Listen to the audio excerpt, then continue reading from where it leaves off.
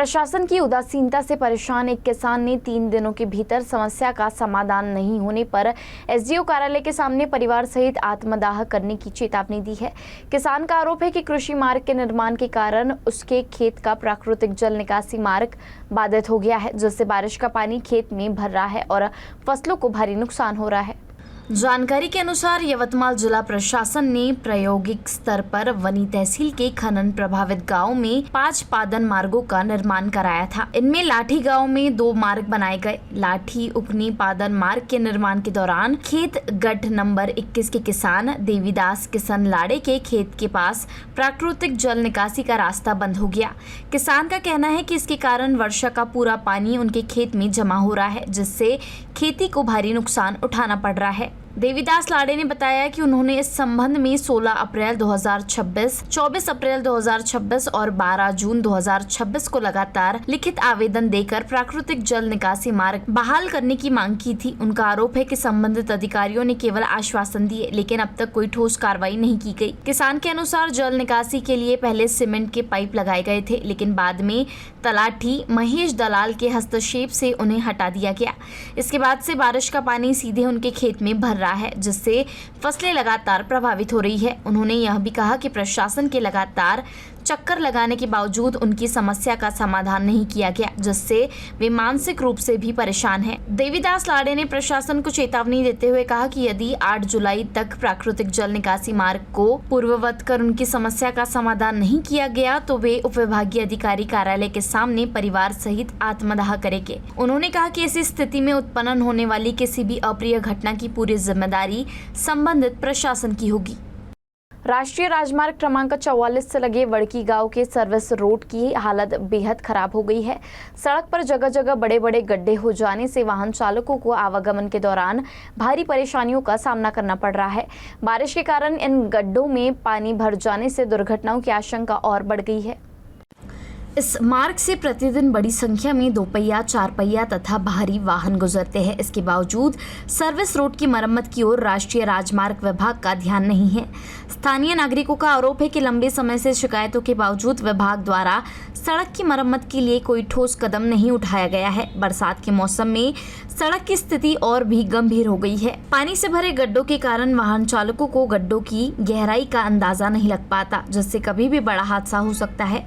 वड़की के ग्रामीणों और वाहन चालकों ने राष्ट्रीय राजमार्ग विभाग से मांग की है कि संभावित दुर्घटनाओं को रोकने के लिए सर्विस रोड पर बने गड्ढों को तत्काल भरकर सड़क की मरम्मत कराई जाए, ताकि लोगों को सुरक्षित और सुगम आवागमन की सुविधा मिल सके।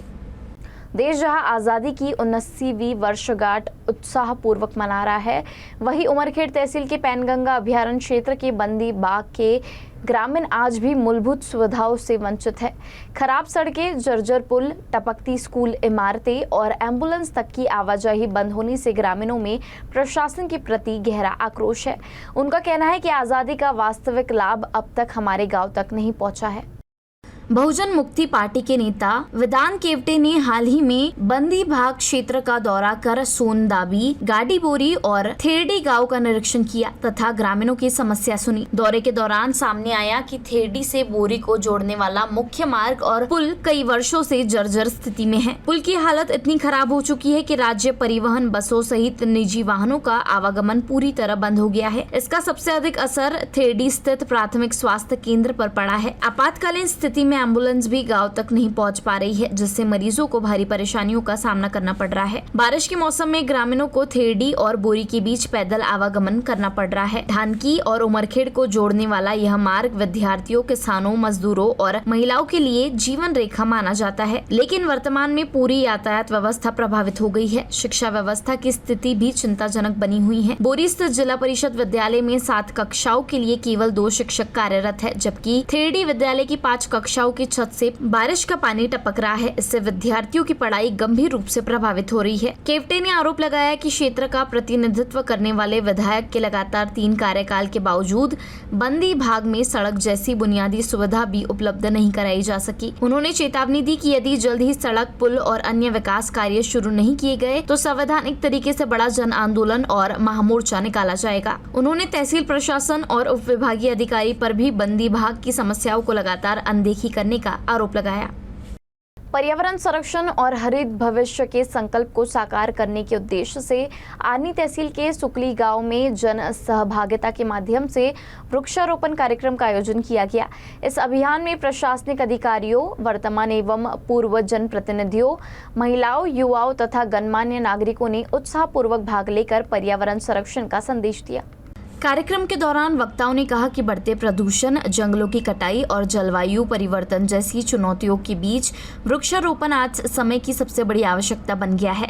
वृक्ष न केवल शुद्ध वायु, वर्षा संतुलन और मृदा संरक्षण में महत्वपूर्ण भूमिका निभाते हैं, बल्कि जैव विविधता के संरक्षण और आने वाली पीढ़ियों के लिए स्वस्थ पर्यावरण सुनिश्चित करने में भी सहायक होते हैं। इस अवसर पर सभी उपस्थित लोगों से एक व्यक्ति एक वृक्ष का संकल्प लेने और लगाए गए पौधों की नियमित देखभाल करने का आह्वान किया गया। पेड़ लगाओ, पेड़ बचाओ, हरित भविष्य बनाओ का संदेश देते हुए पर्यावरण संरक्षण के प्रति जन जागरूकता फैलाने पर भी जोर दिया गया। इस वृक्षारोपण अभियान को ग्रामवासियों, युवाओं, महिला स्वयं सहायता समूहों, विद्यार्थियों, किसानों और विभिन्न सामाजिक संस्थानों तथा विकास गंगा समाज सेवी संस्था के संयुक्त सहयोग से सफलतापूर्वक आयोजित किया गया। मारेगांव तहसील के संगनापुर गांव में रविवार को लगभग दोपहर 1 बजे शॉर्ट सर्किट के कारण एक घर में भीषण आग लग गई। इस हादसे में पूजा घर और उसमें रखा सभी घरेलू सामान जलकर खाक हो गया, जिससे परिवार को भारी आर्थिक नुकसान हुआ। हालांकि इस घटना में किसी प्रकार की जनहानि नहीं हुई। जानकारी के अनुसार ग्राम पंचायत कार्यालय के पास रहने वाले दिनकर अर्जुन मोहितकर के घर में अचानक आग लग गई। कुछ ही क्षणों में आग ने विकराल रूप धारण कर पूरे घर को अपनी चपेट में ले लिया। आग में फ्रिज, टेलीविजन, पंखे, कपड़े, बर्तन सहित सभी घरेलू सामग्री पूरी तरह नष्ट हो गए। घटना की सूचना मिलते ही तहसील प्रशासन, पुलिस, ग्राम सेवक और ग्रामीण तुरंत मौके पर पहुंचे। ग्रामीणों ने कड़ी मशक्कत कर आग बुझाने का प्रयास किया और काफी प्रयासों के बाद आग पर काबू पाया गया, जिससे आग आसपास के घरों तक फैलने से बच गई। दिनकर मोहितकर खेती बाड़ी और दिहाड़ी मजदूरी करके अपने परिवार का भरण पोषण करते हैं। इस हादसे में उनका पूरा घर बार नष्ट हो गया, जिससे परिवार पर गंभीर आर्थिक संकट आ गया। प्राथमिक अनुमान के अनुसार आग शॉर्ट सर्किट के कारण लगी है। संबंधित विभाग द्वारा घटना की जांच की जा रही है। ग्रामीणों ने प्रशासन से प्रभावित परिवार को तत्काल आर्थिक सहायता प्रदान करने की मांग की है। पंढरपुर की ओर प्रस्थान कर रहे दिव्यांग एवं नेत्रहीन वारकरियों का यवतमाल शहर के दत्त चौक में अत्यंत भावपूर्ण वातावरण में स्वागत किया गया। इस अवसर पर उपस्थित नागरिकों ने पुष्प वर्षा कर, हार अर्पित कर तथा सम्मान पूर्वक अभिवादन करते हुए उनकी आस्था, धैर्य और विट्ठल भक्ति को नमन किया। इस स्वागत समारोह में पूर्व मंत्री मदन येरावार की प्रमुख उपस्थिति रही। उन्होंने दिव्यांग वारकरियों का स्वागत करते हुए उनकी भक्ति भावना को सलाम किया और आगामी पंढरपुर यात्रा के लिए शुभकामनाएं दी। कार्यक्रम के दौरान उपस्थित लोगों ने कहा कि दिव्यांगता कभी भी श्रद्धा और भक्ति के मार्ग में बाधा नहीं बनती। इसका जीवंत उदाहरण ये वारकरी है, जो अनेक कठिनाइयों को पार करते हुए विट्ठल के दर्शन की अटूट आस्था के साथ हर वर्ष वारी में शामिल होते हैं। इन वारकरियों का यह आध्यात्मिक सफर समाज के लिए प्रेरणादायक है और यह श्रद्धा, जिद और आत्मविश्वास का प्रतीक माना जाता है।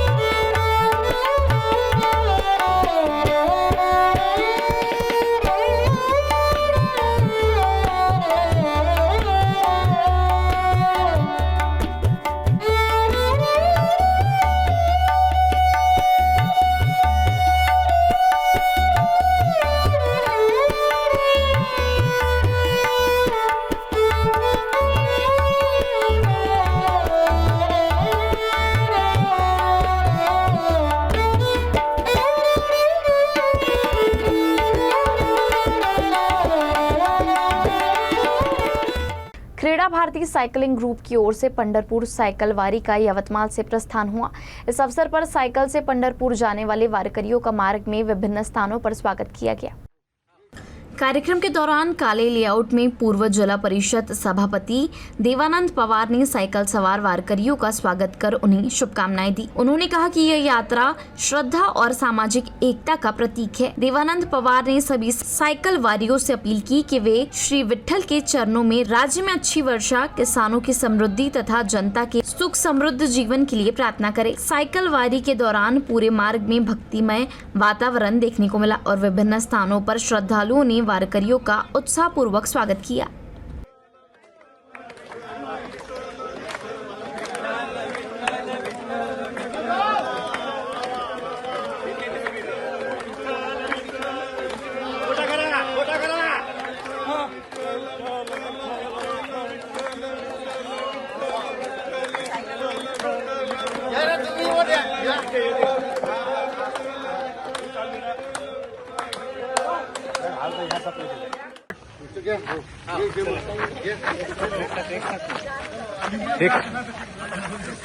एक मागून येऊ द्या। चलो चलो चलो चलो चलो।